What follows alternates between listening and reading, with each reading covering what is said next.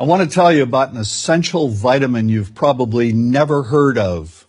If you're a parent or plan to be one, it might be more important to your child's growth than all other vitamins combined, and only you, a parent, can provide it. I call it vitamin N, the word no. More and more children, I find, are suffering from vitamin N deficiency, and they, their parents, and our entire culture are paying the price. Let me illustrate my point with a story that's quite typical. A father, I'll call him Bill, gave his son, age 5, pretty much everything the little boy asked for. Like most parents, Bill wanted more than anything for his son to be happy, but he wasn't. Instead, he was petulant, moody, and often sullen. He was also having problems getting along with other children. In addition, he was very demanding and rarely, if ever, expressed any appreciation, let alone gratitude, for all the things Bill and his wife were giving him. Was his son depressed, Bill wanted to know? Did he need therapy? His son, I told him, was suffering the predictable ill effects of being overindulged. What he needed was a healthy and steady dose of vitamin N. Overindulgence, a deficiency of vitamin N, leads to its own form of addiction. When the receiving of things begins to generate nothing but want for more things. One terrible effect of this is that our children are becoming accustomed to a material standard that's out of kilter with what they can ever hope to achieve as adults. Consider also that many, if not most, children attain this level of affluence not by working, sacrificing, or doing their best, but by whining, demanding, and manipulating. So in the process of inflating their material expectations, we also teach children that something can be had for next to nothing. Not only is that a falsehood, it's also one of the most dangerous, destructive attitudes a person can acquire.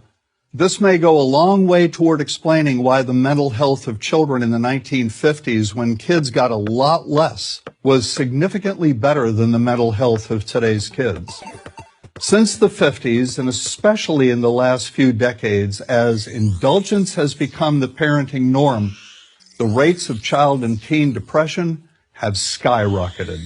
Children who grow up believing in the something for nothing fairy tale are likely to become emotionally stunted, self-centered adults. Then, when they themselves become parents, they're likely to overdose their children with material things. The piles of toys, plushies, and gadgets one finds scattered around most households. In that way, overindulgence, a deficiency of vitamin N, becomes an inherited disease. An addiction passed from one generation to the next. This also explains why children who get too much of what they want rarely take proper care of anything they have. Why should they? After all, experience tells them that more is always on the way. Children deserve better. They deserve to have parents attend to their needs for protection, affection, and direction. Beyond that, they deserve to hear their parents say no far more often than yes when it comes to their whimsical desires. They deserve to learn the value of constructive creative effort as opposed to the value of effort expended whining, lying on the floor, kicking and screaming, or playing one parent against the other. They deserve to learn that work is the only truly fulfilling way of getting anything of value in life, and that the harder they work, the more ultimately fulfilling the outcome. In the process of trying to protect children from frustration, parents have turned reality upside down. A child raised in this topsy-turvy fashion may not have the skills needed to stand on his or her own 2 feet when the time comes to do so. Here's a simple rule. Turn your children's world right side up by giving them all of what they truly need, but no more than 25% of what they simply want. I call this the principle of benign deprivation. No. Vitamin N. Dispense it frequently.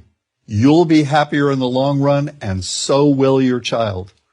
I'm John Rosemond, author and family psychologist for Prager University.